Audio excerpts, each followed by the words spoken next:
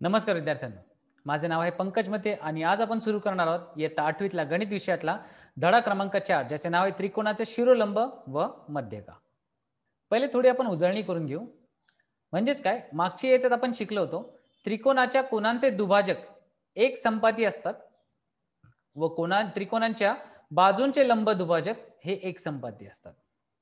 म्हणजे कोनांवरून जर दुभाजक काढले तर ते एक संपाती भेटतात आणि त्रिकोणाच्या बाजूवरून जर लंब दुभाजक काढले तर ते एक संपाती असतात. त्यांचा संपात बिंदू अनुक्रमे अंतर्मध्य व परिमध्य असे म्हणतात. म्हणजेच काय, दुभाजकांचा कोनांच्या दुभाजकांचा एक संपाती, त्यांच्या संपात बिंदू अनुक्रमे अंतर्मध्य व परिमध्य असे म्हणतात. म्हणजेच काय, त्रिकोणाच्या कोनांच्या दुभाजकाचा जो एक संपात बिंदू येईल त्यालाच अंतर्मध्य म्हणतात आणि जो बाजूंचा लंब दुभाजकाचा एक संपात बिंदू येईल त्याला परिमध्य असे म्हणतात. तर ही नावे लक्षात ठेवा, कारण ह्या नावे किंवा ह्या व्याख्या आपल्याला शेवटपर्यंत म्हणजे इयत्ता 10वीची गणिताची परीक्षा संपेपर्यंत आपल्याला लक्षात ठेवायचे आहेत. आता आपण आपल्या धड्याला सुरू करू, ज्यात पहिला भाग आहे शिरोलंब, त्यालाच म्हणतात अल्टिट्यूड. आपण हा त्रिकोण पहा, ए बी सी हा त्रिकोण घेतलाय. त्रिकोणाच्या शिरोबिंदूतून म्हणजेच ए जर आपला शिरोबिंदू घेतला तर त्याच्या समोरील बाजूवर काढलेला लंब रेषाखंडास त्या त्रिकोणाचा शिरोलंब म्हणतात. म्हणजेच काय, या ए या शिरोबिंदूतून आपण समजा लंब काढला आणि त्याच्या अपोजिट किंवा त्याच्या विरुद्ध दिशेच्या रेषेवरती जर आला किंवा त्या रेषाखंडावरती जर काढला तर जो एपी हा जो रेषा येते किंवा ही जी रेषा बनते, या रेषेला म्हणतात या ए या त्रिकोणाचा किंवा या कोणाचा शिरोलंब. ते एबीसी मध्ये बघा, ही रेख जे एपी मिळाली, ही एपी हा पाया बीसी वरती शिरोलंब आहे. तर ह्या पाया बीसी वरती आपल्याला काय भेटला, शिरोलंब. शिरोलंब म्हणजे काय, या बीसी वरती हा एपी हा एक 90 अंशाचा कोन बनवून ठेवतो. आता त्रिकोणाचा शिरोलंब काढणे म्हणजेच काय, आता आपण पाहिलं त्रिकोणाचा शिरोलंब काय असतो. म्हणजे कुठल्याही कोनातून समजा त्याच्या विरुद्ध बाजूच्या भुजावरती जर आपण लंब काढला तर तो लंब त्या विरुद्ध दिशेच्या बाजूचा शिरोलंब असे म्हणतात किंवा त्या त्रिकोणाचा शिरोलंब असे म्हणतात. आता हा काढायचा कसा ते पाहू. तर त्रिकोण एक्स वाय झेड हा कोणताही त्रिकोण घ्या, म्हणजे विशाल कोन घ्या, लघु कोन घ्या, काटकोन घ्या, कुठलाही घेतला तरी चालेल. पाया वाय झेड च्या समोर एक्स या शिरोबिंदूतून गुण्याच्या साहाय्याने लंब काढा आणि तो वाय झेड ला जेथे छेदतो त्या बिंदूला आर नाव द्या आणि रेख एक्स आर हा पाया वाय झेड वरील शिरोलंब आहे. तर पहिले आपण काम करू. एक त्रिकोण घेऊ, त्या त्रिकोणात वाय झेड हा पाया घेतला म्हणून आपण गुण्या त्या वाय झेड वरती ठेवला आणि बरोबर ह्या गुण्याचा कोणा या एक्स या त्रिकोणाच्या बिंदूवरती शिरोलंबावरती असला पाहिजे. या बरोबर एक्स या शिरोबिंदूवरती आपण ठेवला.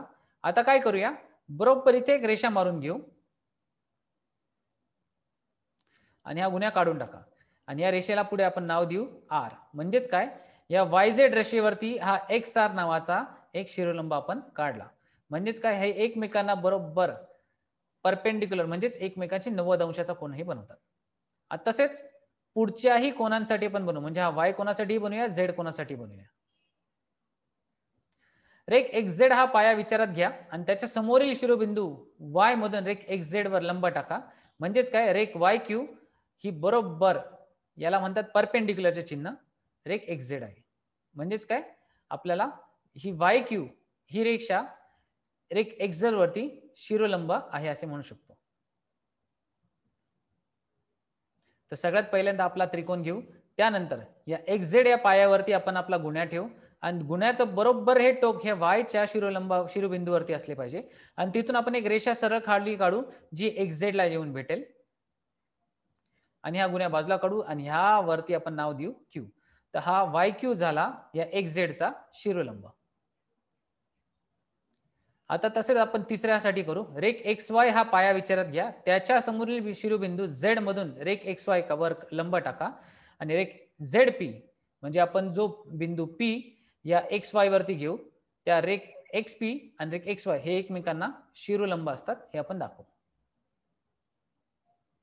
तर पहा, हा त्रिकोण एक्स वाय झेड घेतला, त्यात आपल्या एक्स वाय ह्या भुजावरती आपल्याला शिरोलंब काढायचा आहे. तर आपण झेड वरती आपण त्या गुण्याचं कोन टोक ठेवलं आणि त्यातून एक रेषा काढली, ती बरोबर ह्या XY या रेषेवरती परपेंडिक्युलर असेल आणि तिथे आपण नाव दिले P. तर हा PZ किंवा ZP हा YX किंवा XY या भुजावरती किंवा रेखवरती शिरोलंब आहे किंवा हा दोघे एकमेकांना परपेंडिक्युलर आहेत असे आपण म्हणतो. आता आपण तिन्ही शिरोलंब एकत्र करूया. तर तुम्ही पाहाल तर हे तिन्ही एकाच बिंदूला मिळतात आणि त्या बिंदूला म्हणतात O असे नाव दिले. तर पहा, रेख XR, रेख YQ, रेख ZP हे त्रिकोण XYZ चे शिरोलिंब आहेत आणि हे तिन्ही शिरोलिंब हे तीन शिरोल इथे पहा, रेख XR, रेख YQ, रेख ZP हे त्रिकोण XYZ चे तीन शिरोलिंब आहेत. हे तीनही शिरोलंब एक संपाती आहेत, म्हणजे आपण पाहिले ते एका आतमध्ये O बिंदूवरती आपण ते सगळे एकवटतात. त्रिकोणाचे शिरोलंब एकाच बिंदूत जातात, म्हणजेच हे शिरोलिंब म्हणजेचे शिरोलिंब एक संपाती म्हणजे कनकरंट असतात. या संपात बिंदूला त्रिकोणाचा शिरोलंब संपात किंवा लंब संपात बिंदू म्हणजेच ऑर्थो सेंटर असे म्हणतात.